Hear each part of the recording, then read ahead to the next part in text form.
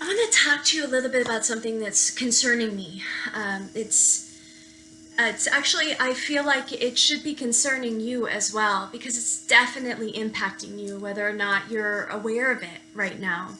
Um, and I feel like most of us are aware that there's some shifts happening, and we're all trying to figure out, hey, what is the new norm going to be? And we're feeling the transitions and shifts that are happening within us.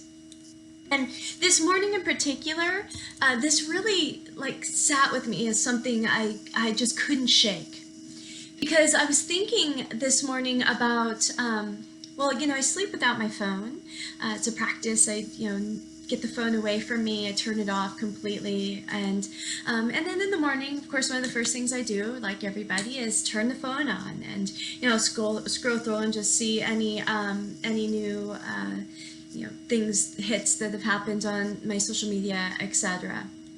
And this morning, as I did that, and I just was overwhelmed with the shift that has happened on my social media that is incredibly negative. And what shocked me the most is the negativity is coming from people that I've known for a long time to be very kind, caring, compassionate, loving individuals. And I see them spewing hatred. And it's shocking me, and it's hurting my heart. And I'm wondering, what is happening? What's going on for them? Why are they feeling so much discord within themselves to feel the need to lash out in this way? What's going on? And we got to get to the bottom of it. And so as I was pondering this, I was thinking about a documentary I had watched several years ago.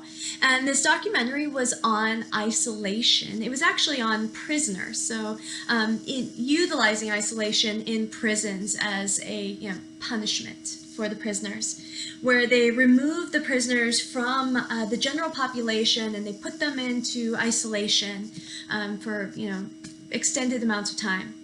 And what this documentary showed is the impact of that isolation. In fact, they studied it, showing that the impact was not just, clearly emotional. I mean, you're separated from everybody. It's going to suck a little bit.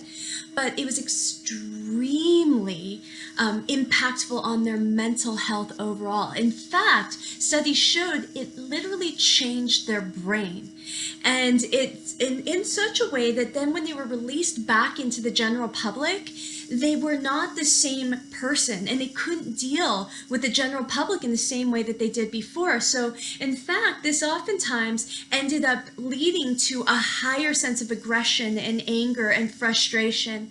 They became overwhelmed much easier, and anger seemed to rise within them.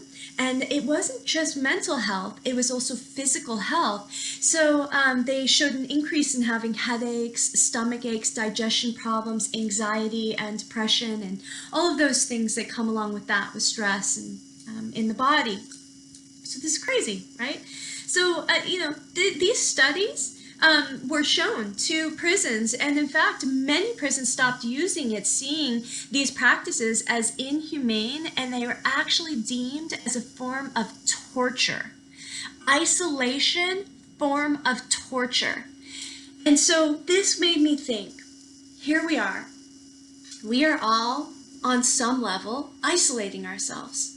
And how is that impacting us? It has to be impacting us because we are social creatures. We want to be near one another, and in fact, this is part of our pack mentality. We are our primal instincts, survival instincts that are built within us, are needing to be around one another.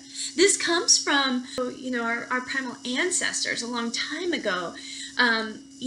Knew that they needed to travel in groups because in groups you were much more likely to survive a predator. Now, it just makes sense. And so built within us became this feeling of loneliness. It's similar to hunger. We get feelings that send us in the direction of what it is that we are needing for our survival. So again, when we're hungry, we get that feeling and that urge develops, and then we go and eat, and suddenly, the body is good again. And the same thing is true, like the urge of loneliness tells us that we need to get around other people. So it's literally a chemical released in the brain that drives us to want to be around one another.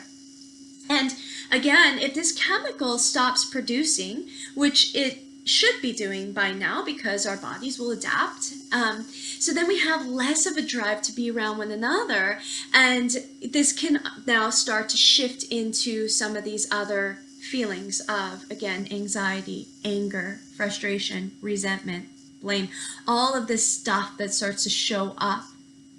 And again, I'm noticing it, and I'm sure that you're noticing it.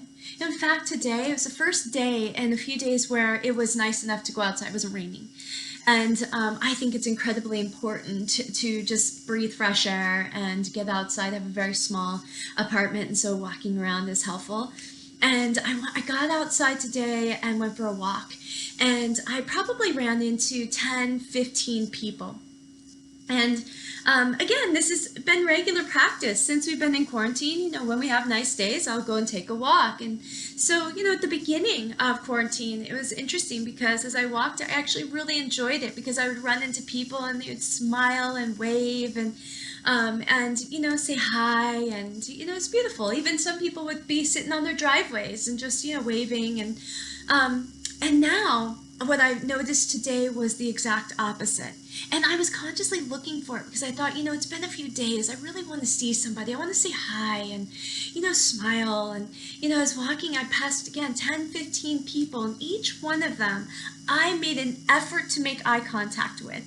I stared them down like a crazy person, like, look at me, waiting for them to just look in my direction so that I could be, hi. Nothing. I got nothing. I couldn't even get somebody to look in my direction, which is mind-blowing. I'm like, do I not exist? What is going on? It made me think of when I was a kid and my brothers would be chasing me and I'd be running for my life, and then when I finally discovered I could feel that they were close enough that I wasn't going to escape them with, they were much older and bigger, I would just curl up into a tiny ball and close my eyes. Like that was going to protect me. Now I'm safe. And so I wonder if this is part of it, something that people are developing is this desire to, if I don't look at anybody else, maybe they're not there. And we've isolated ourselves to a degree where we're just no longer connected.